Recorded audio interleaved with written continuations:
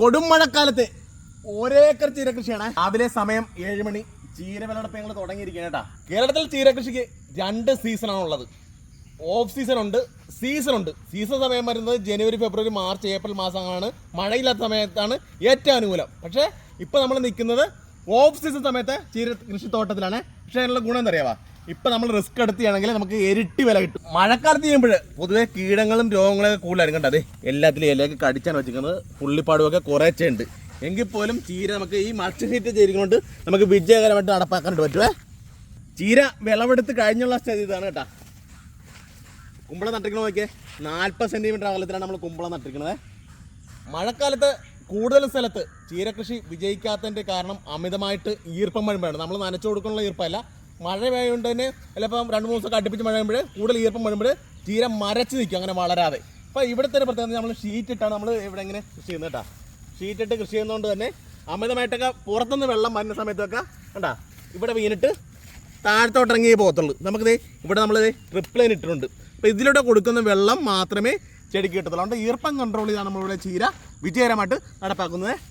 കുമ്പളങ്ങ കൃഷി ലാഭകരമായിട്ടാണെങ്കിലുണ്ടല്ലോ ഇതിങ്ങനെ ചീര ഇടണം കേട്ടോ. ഇത് കണ്ട കുമ്പളങ്ങയ്ക്ക് എപ്പോഴും ആവറേജ് വില ലഭിക്കാറുള്ളൂ. ഒരു 10 രൂപ 15 രൂപയ്ക്കുള്ള എപ്പോഴും ലഭിക്കാറില്ല. അപ്പോൾ നമ്മൾ പരമാവധി ചീരകൾ വെച്ചിരിക്കണം കേട്ടോ. അപ്പോൾ നമ്മൾ വിളവെടുത്ത് മാറ്റുമ്പോൾ തന്നെ നമുക്ക് സ്റ്റാർട്ടിങ് സ്റ്റേജ് മുടക്കിയ തുക ഫുള്ള് നമ്മൾ എന്താ ചീര കൃഷിയുടെ നമ്മൾ വരുമാനമായിട്ട് നമ്മൾ നേടിയിരിക്കും കേട്ടോ. അപ്പോൾ കുമ്പളങ്ങ കിട്ടുന്ന ഫുള്ള് ലാഭത്തിലേക്ക് കൊണ്ടുവരാൻ പറ്റും. ഇവിടെ നമ്മൾ ടോട്ടൽ ഏകദേശം ഒരു 10-70,000 രൂപയുടെ ചീര നമുക്ക് കിട്ടാവുന്ന രീതിയിലാണ് ഇവിടെ ചീര കൃഷി നമ്മൾ ചെയ്തിരിക്കുന്നത്. വിളവെടുക്കുന്ന സമയത്ത് ഈ പുള്ളിപ്പാട് വീണതൊക്കെ ഉണ്ടാകും കേട്ടോ. അപ്പോൾ നമ്മൾ ആദ്യം കിള്ളി മാറ്റിയിട്ട് ആദ്യം ഇത് വേണം വിളവെടുക്കാൻ, അല്ലെങ്കിൽ പെട്ടെന്ന് തന്നെ ഒരു സൂപ്രാത്ത് സ്പ്രെഡ് ചെയ്ത് പോകാൻ സാധ്യതയുണ്ട്. അപ്പോൾ അതെല്ലാവരും ശ്രദ്ധിച്ചേക്കണേ. ചേർത്തലയിൽ കൃഷി വിജയിക്കണമെങ്കിൽ നന്നായിട്ട് അടിവളങ്ങൾ കൊടുത്താൽ മാത്രമേ വിജയിക്കുകയുള്ളൂ. ഇവിടെ നമ്മൾ ട്രാക്ടർ ഉപയോഗിച്ച് വരമ്പൊക്കെ ഇണക്കിയിട്ട് നമുക്ക് കുമ്മായങ്ങളൊക്കെ മൊത്തം വിതറിയിട്ട് അടിവളമായിട്ട് ചാണകപ്പൊടിയും കൊള്ളൊക്കെ ഇട്ട് കൊടുത്തുകൊണ്ടാണ് നമ്മൾ കൃഷി ആരംഭിക്കുന്നത്. അതിനുശേഷം നമ്മൾ മൈക്രോ ന്യൂട്രിയൻ്റ് കൃത്യമായിട്ട് സ്പ്രേ ചെയ്ത് കൊടുക്കുമ്പോൾ നമുക്ക് ചെടിക്കിൽ നല്ല ഈൽഡും കിട്ടുക മാത്രമല്ല ചോട്ടിൽ കൊടുക്കാനുള്ള സംവിധാനം ഇവിടെ ഒരുക്കുന്നുണ്ട്. തണ്ണീർമുക്കം കൃഷിഭവൻ്റെ പരിധിയിലാണ് നമ്മൾ ചെയ്യുന്നത്. ഒരു മിടുക്കനായ കൃഷി ഓഫീസർ 4 സ്റ്റേറ്റ് അവാർഡ് കിട്ടിയ സാറാണ് ഇപ്പോൾ ഇവിടെ ഇരിക്കുന്നത്. സാറിൻ്റെ പിന്തുണയോട് കൂടിയാണ് ഇവിടെ നമുക്ക് വിജയകരമായിട്ട് കൃഷി നടപ്പാക്കാൻ കഴിയുന്നത്. സാറ് 2 വാക്കിനെ കുറിച്ച് പറയും.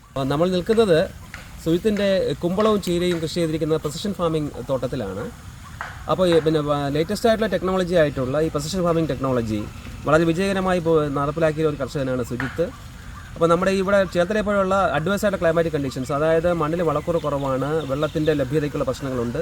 ഈ അവസരങ്ങളിലെല്ലാം തന്നെ വളരെ ശാസ്ത്രീയമായ രീതിയിൽ വെള്ളത്തിൻ്റെ ആ ഒരു കാര്യങ്ങൾ നന്നായി ചെയ്തുകൊണ്ട് വിജയകരമായി ഇത് പൂർത്തിയാക്കിയിരിക്കുകയാണ്. ഇപ്പോൾ ഓണത്തിന് വേണ്ടിയുള്ള കൃഷിയാണ് ഇപ്പോൾ ചെയ്തിരിക്കുന്നത്.